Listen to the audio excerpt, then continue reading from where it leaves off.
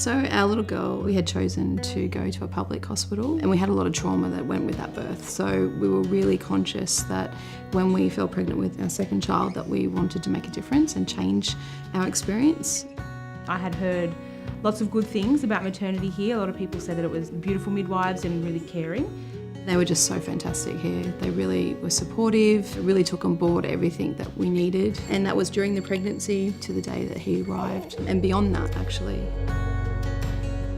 I certainly think going from a public experience to a private experience, the level of care was second to none. They've got that one-to-one experience here, and I think really understanding their patient. It was, well, how can we change that experience for you? How can we make that better? And that was really, really important for me because I really felt that they were able to help me through what had been a painful experience in my previous birth to changing how I feel about having another baby. The moment we walked in here as well, it was just such a calming environment. The amount of space that we had to ourselves and the attention to care as well when it was needed. It gave us our time to enjoy and savour the moment.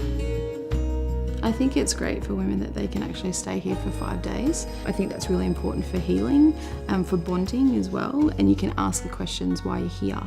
For the 28 days that I stayed here, I was only a patient for the 5 days. But for all of those other 23 days, I felt like there were people in here looking after my needs and making sure that I was cared for. It was like the midwives were part of my family.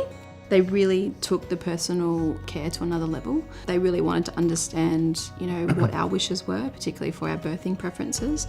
They just made sure I was comfortable as well, and having me comfortable was able to keep Megan as comfortable as anyone can be in labour. I never felt that I was ever out of place. I felt that I was part of the process as well. I was well informed. It just was a different experience once again.